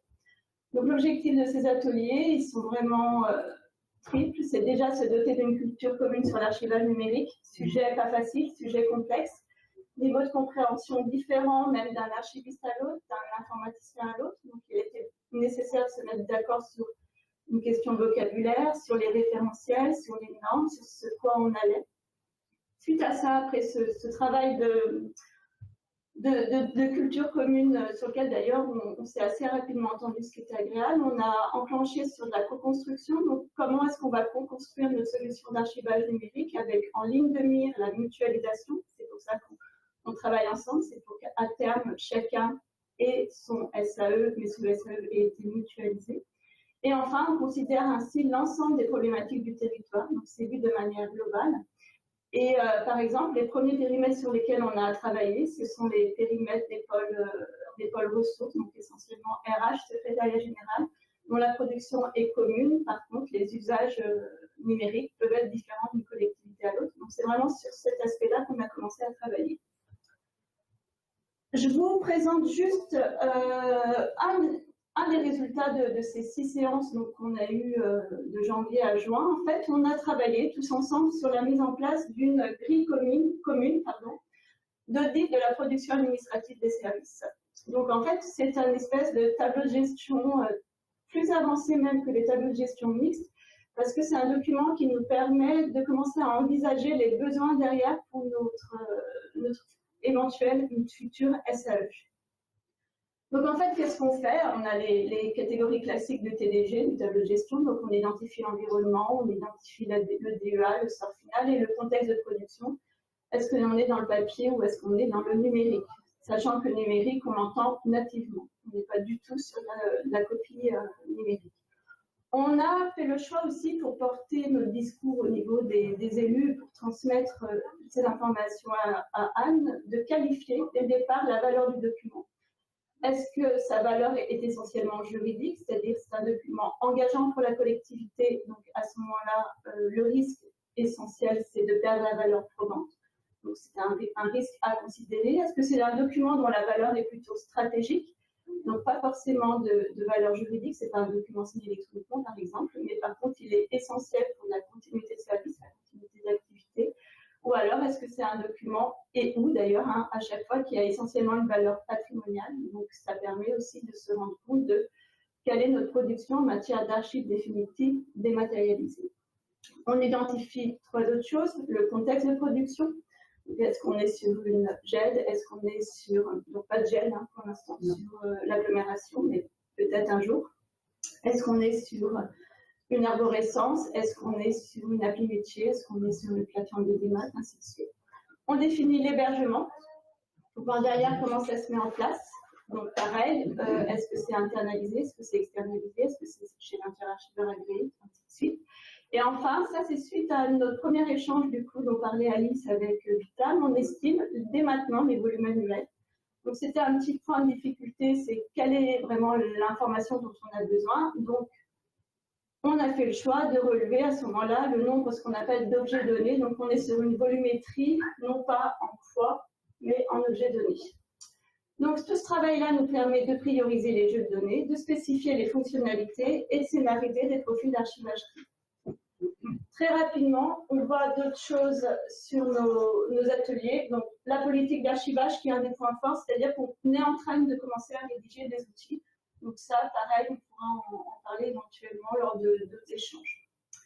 En parallèle, on a mis en place des réunions sur le SAE qui sont intra à la CACP. Donc cette fois, c'est entre Yann, Anne-Marie et moi, où en fait, on travaille vraiment sur les questions techniques et opérationnelles. On a exploré les différentes solutions d'archivage électronique. Donc Azalae, Vitam, on a également vu Marine, et on prend en compte tous les enjeux liés au numérique. C'est d'avoir cette vision globale. Donc là, on se voit beaucoup plus régulièrement et on avance aussi progressivement. Les temps forts de ces rencontres, donc je vous en ai exposé 4, c'est qu'on a trouvé Anne a parlé de recherche des partenaires. Donc les archives départementales du Val d'Oise sont à nos côtés, non seulement dans le cadre du CST, du contrôle scientifique et technique, mais également sont accompagnants. Donc ils travaillent avec Azalae, donc pas forcément le même, on n'est pas sur les mêmes outils. Mais en tout cas, la démarche pour moi reste proche, puisque eux sont sur la définition de profil d'archivage et nous, on est sur la période plus en amont de définition des besoins. Pareil, on a rencontré des collectivités territoriales qui étaient plus en avance que nous pour voir un peu comment ça allait. On a exploré des SAE, on a installé des POC pour nous mettre en situation, donc Azalae et Vitam. Et puis, on a organisé des premiers échanges avec des éditeurs pour un peu voir la faisabilité de mise en place des connecteurs. Pourquoi Vitam? Donc, très rapidement, quels étaient nos besoins? Et en face, qu'est-ce que Vitam nous apportait? Donc, on est sur une démarche participative et expérimentale. Et en face, Vitam, le mode collaboratif, le mode, voilà, cet aspect collaboratif, cet aspect convention de partenariat semblait répondre vraiment à notre esprit et à notre façon de voir la mise en place du SAE. Contexte de mutualisation, donc essentiel pour nous. Vitam propose un SAE qu'on appelle multitenant. Multitenant, ça signifie que chaque fonds, chaque collectivité aura son propre SAE avec des référentiels propres qui vont pouvoir définir en fonction de leurs besoins, voire des référentiels peut-être qu'on pourra mettre communs pour des collectivités plus petites, des communes plus petites où il n'y a pas la compétence archive encore qui est en poste. On souhaite, c'est vraiment notre vœu peut-être un peu pieux pour l'instant, mais on souhaite réellement, c'est gagner en autonomie dans la maîtrise et le développement du SAE. Ce qu'on veut, c'est que non seulement l'agglomération, mais aussi les archives du territoire, c'est un souhait réel, puisse être autonome et on puisse faire évoluer notre SAE donc avec l'informatique, avec nos différents partenaires, mais qu'on soit autonome. En fait, on veut avoir un peu de liberté dans nos choix et dans les axes vers lesquels on part. Donc ça, c'est pareil, Vitam nous donne, entre guillemets, nous permet plutôt cette autonomie parce que justement, il y a des référentiels, on se les approprie, on peut les mettre à jour. Enfin, il y a vraiment beaucoup de choses qu'on peut faire de façon autonome. Moi, c'est mon premier regard en un petit mois d'utilisation de Vitam. On a des jeux de données qui sont produits dans différents environnements. Donc, Vitam les prend en compte, des connecteurs peuvent se mettre en place. Recyc permet de prendre en charge les arborescences. Donc, en fait, on a l'impression, le ressenti que l'ensemble des données pourront un jour être ingérées, versées dans Vitam. Notre souhait, c'est également l'archivage intermédiaire et définitif. Et enfin, les transferts en CEDA, donc CEDA 2. Donc ça, c'est pareil, Vitam et Dynamique se mettent à jour et partenaires dans justement tout ce travail-là. Donc, pour nous, voilà, Vitam, le côté multitenant, le mode collaboratif. Par contre, les points plus négatifs, c'est le front office minimalisme, et c'est ce que l'on entend souvent. Après, moi, je dis la mérite d'exister. J'ai su me l'approprier, on a su d'ailleurs, pas que moi, nous tous se l'approprier, le comprendre, et puis les choses vont évoluer, donc on est plutôt très optimiste sur ce point-là. La documentation technique, donc difficilement accessible, donc ça c'est un point sur lequel, tant côté d'ailleurs informatique que nous, un point de difficulté, mais pareil, j'ai l'impression que Vitam est très conscient de cette difficulté-là, donc voir justement dans le cadre des groupes de travail si on peut être participant à faire évoluer cette documentation qui reste quand même difficilement compréhensible. Et enfin, constat, peu de connecteurs, mais normal, avec les éditeurs des collectivités territoriales.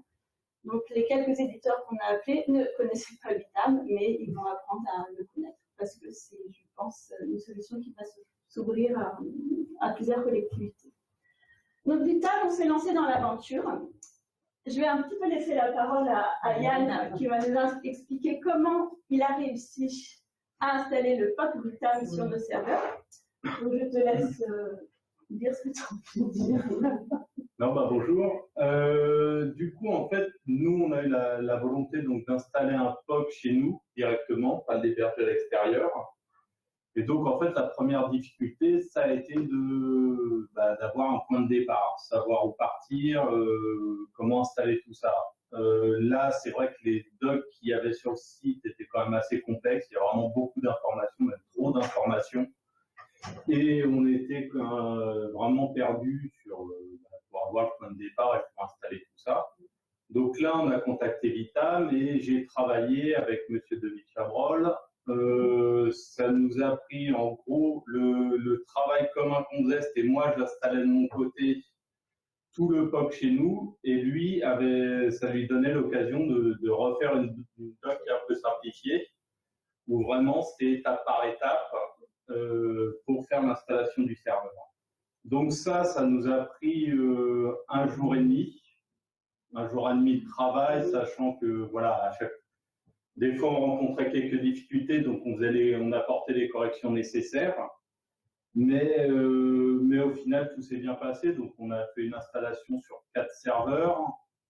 Il y a beaucoup de choses qui sont automatisées. Et c'est vrai qu'au final, la doc qui a été réalisée est quand même beaucoup plus simple. C'est vraiment du pas à pas. Et derrière, on a notre POC fonctionnel depuis, ça fait combien de temps maintenant? Début août, ouais. Voilà. Donc depuis début septembre, parce que moi j'étais en vacances en août, nous avons testé Vitam et cette illustration c'est vraiment ça, c'est beaucoup d'enthousiasme, c'est-à-dire qu'on découvre le SAE. Et j'ai testé des imports avec Recip et ça marche, donc en fait je trouve ça très satisfaisant.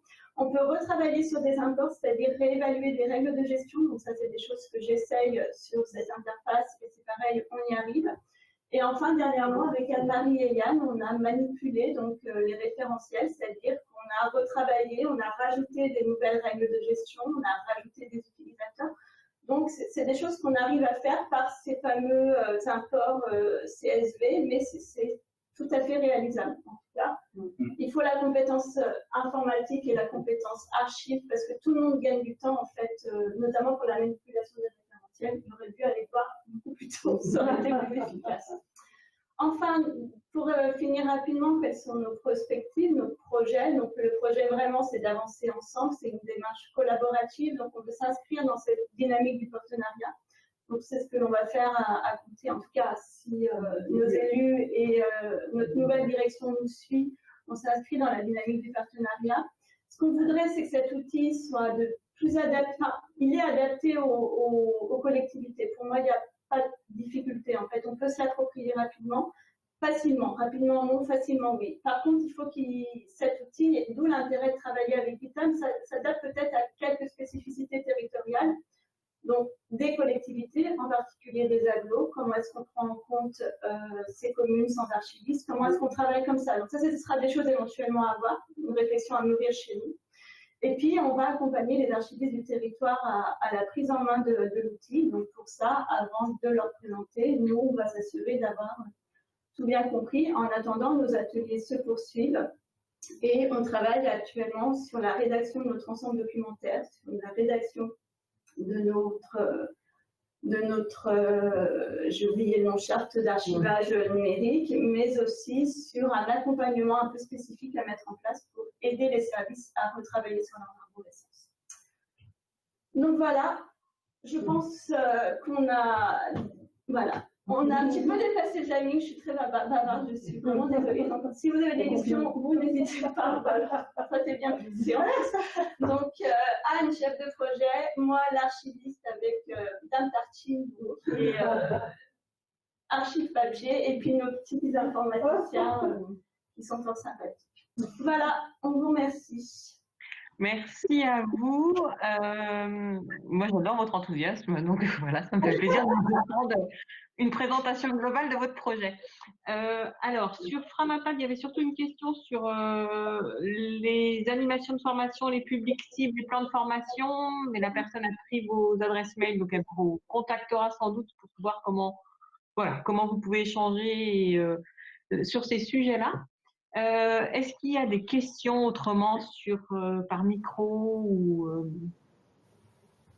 ou en levant la main, ou qui veut prendre la parole? Qu'est-ce que ça vous inspire pour les participants à cet atelier? Je voulais préciser, je vais en profiter moi pour préciser quelque chose. Yann parlait de l'aide de Thierry Deville-Chabrol, donc qui est architecte au sein du programme Vitam. Demain, il intervient sur un guide primo-installation.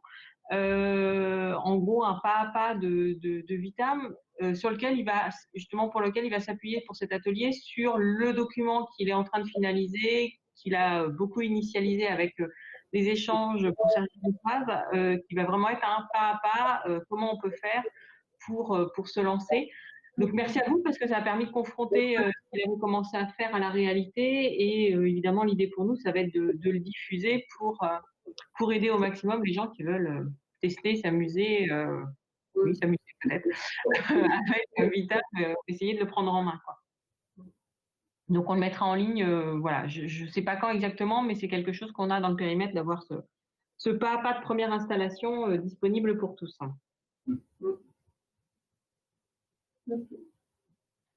Est-ce qu'il y a des questions sur les deux retours d'expérience qu'on a eu là, sur le dispositif ANET, sur le club utilisateur? Alors, il y a une question sur le Framapad, est-ce que vous avez ciblé un flux particulier pour le POC? Alors, c'était pour l'Hérault ou les deux pour Sergi Pontoise? Pour Sergi Pontoise, est-ce que vous avez ciblé un flux particulier pour le POC? Pardon. Donc, oui, on a ciblé, en fait, on a fait le choix actuellement de partir sur plusieurs flux. Donc là, pour le POC, on est sur du test. Hein. Donc, en gros, je récupère des petits bouts d'arborescence et je vois comment ça se passe. Donc, c'est pas notre cible à proprement parler. Par contre, quand on va mettre sur des choses un peu plus concrètes, on voudrait travailler sur les flux, alors de façon très classique, hein, le flux PSV2 et le flux comptable. On voudrait vraiment travailler avec DocaPost, donc notre parapheur électronique, qui va découvrir Vitam, même s'ils le connaissent déjà selon Alice, mais bon, ça tout à fait. On n'avait pas forcément le bon interlocuteur. Mais on n'avait pas le bon interlocuteur. Donc en fait, parapheur, sachant que c'est une solution DocaPost, pardon, c'est une solution qui sera utilisée par les communes, et l'agglomération, donc c'est quelque chose d'intéressant parce qu'on va pouvoir expérimenter un petit peu partout. Et puis, dans le cadre de nos travaux qu'on fait sur les arborescences, via le site, on est en train également de voir comment, ensuite, après avoir accompagné des services, l'idée, ce serait vraiment que le SAE il soit vivant, c'est-à-dire que si on fait un apport d'une arborescence, elle se fasse régulièrement. C'est pas juste one shot, c'est pas ce qu'on veut, c'est qu'on veut quelque chose qui vive, on veut quelque chose qui s'anime, et ça, ce sera à nous aussi d'animer tout ça pour que ça reste dans la durée. Donc voilà, pour répondre, 3, un bout d'arborescence, parapheur, DocaPost et les flux. Ok. Merci. On a une autre question sur est-ce que vous avez estimé le budget du projet? Alors, l'AMO va nous aider parce que c'est quelque chose, jusqu'à là, ça ne nous a rien coûté. Si. Attends, je laisse la chef parler. Déjà, moi, on a déjà sur les premières études sur lesquelles on a travaillé avec le CIG, ça nous a coûté, je ne sais plus le montant exact, mais c'était de l'ordre de 15 000 euros peut-être. Ouais, de l'ordre de 15 000 euros. Mais pour l'instant, justement, on a du mal à à évaluer. C'est pour ça qu'on souhaiterait qu'il y ait une AMO qui nous accompagne là-dessus. Parce que une des craintes quand même, c'est qu'on voit bien que notre équipe repose sur des compétences, et une dynamique aussi. Voilà. Bon, c'est aussi un concours de circonstances, mais la question c'est comment on fait perdurer les choses dans le temps, au-delà des personnes, et donc c'est très important qu'on puisse avoir quelque chose une vision précise, au-delà simple de l'élaboration et de la mise en place, mais c'est aussi après c'est la vie de la solution choisie. Et on voudrait aussi savoir un peu ce que ça coûte en termes d'infrastructure, d'investissement, autant pour nous que pour les communes. Donc là-dessus, c'est ça la difficulté qu'on a, mais c'est ça par contre le besoin qu'on a vraiment aujourd'hui, parce que ça va être très vite une demande des élus dans un contexte budgétaire que vous laissez pour les collectivités. D'accord. Donc pour l'hébergement, sans doute que c'est à peu près, enfin, ça rentre dans ce périmètre, parce que la personne précisait également pour l'hébergement. Alors, c'est quoi pour l'hébergement? L'hébergement, on n'a pas encore d'idée du coup, déjà, il faut que j'évalue tout ça. Pour la volumétrie, tant qu'on n'a pas la volumétrie, on ne peut pas. Mais bon, ça semble pas quelque chose de. Après, ce serait, voilà, nous, ça s'intégrerait déjà dans, je pense, dans notre infrastructure qu'on a. On a déjà une infrastructure assez conséquente. Niveau serveur, salle serveur, toutes ces choses-là. Et voilà, ça s'intégrerait là-dedans. D'accord. Oui. Merci. Est-ce qu'il y a d'autres questions, commentaires, informations sur d'autres projets ou sur d'autres réflexions en cours parmi les participants, les départements et les collectivités qui sont présentes là?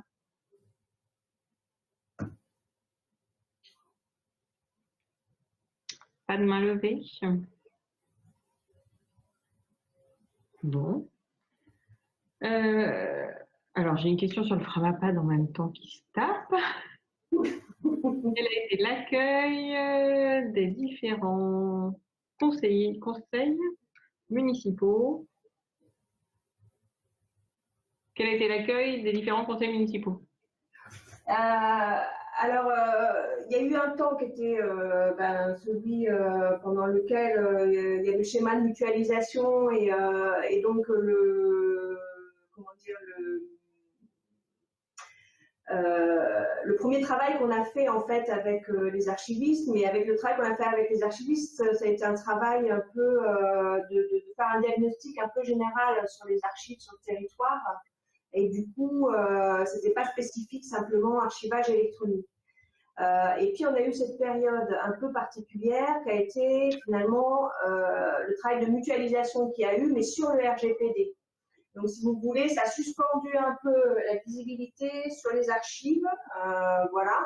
Donc là, aujourd'hui, on a un diagnostic qui a été remis aux élus. On vient de changer, nous, en partie d'élus.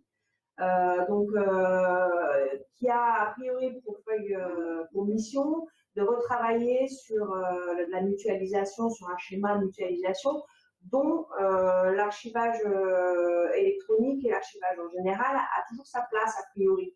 Donc voilà où on en est. Mais par contre, juste une chose, c'est si l'agglomération a pris en charge finalement le RGPD et en a fait un sujet mutualisé parce que les communes l'ont demandé fortement. Et la question de l'archivage électronique revient beaucoup via les maires aujourd'hui. Donc c'est un sujet. Après, nous, ce qu'on se dit aujourd'hui, c'est qu'il y a un vrai travail alors, au niveau des élus et au niveau des DG, des différentes communes, de sensibilisation sur l'ensemble de la problématique qui va au-delà de l'archivage électronique. Donc, nous, c'est ces propositions qu'on fait. Voilà. Après, elles sont dans le circuit, on verra ce que ça donne. Mais, en tout cas, il y a une attention et notre nouveau président est volontaire sur la question. D'accord. Et alors, quelqu'un pose une question sur l'hébergement. Et est-ce que vous avez prévu la quote-part de chaque commune de l'agglo? Je crois que ça, vous n'en êtes pas là. Oui, beaucoup trop tôt. Ok. Bon, merci. Est-ce qu'il y a d'autres sujets, d'autres questions? Moi, là, je me dis, et vu les questions, je pense qu'il y aura une attente de suivre votre projet pas à pas, là aussi. Donner des nouvelles régulièrement, comme on a pu l'avoir à l'Hérault, c'est la même chose. Et je pense qu'il y a d'autres projets où l'intérêt, c'est aussi de montrer comment ça avance au fur et à mesure. Okay. Donc, s'il n'y a pas de questions, je ne peux que vous dire que l'idéal, ça serait qu'on se donne rendez-vous régulièrement pour faire des points d'actualité sur ce projet ou sur d'autres. De toute façon, nous, c'est un peu l'idée aussi en lançant ces séminaires, c'est que si ça répond à un besoin, si ça répond à des questions, eh bien, on pourra voir comment en proposer d'autres et sous quelle forme. Bon, s'il n'y a pas d'autres questions, je vais remercier tous les intervenants, les Naïg, Pierre, Stéphanie, Guillemette, Yann, Anne, et j'ai oublié le truc. Je ne vais pas m'engager là-dessus. Je vais mettre très vite les supports en ligne si tout le monde est d'accord. Et je vais tous vous remercier pour votre participation. À demain pour certains, vendredi pour d'autres. À bientôt et bonne fin de journée à tous. Merci à vous. Au revoir.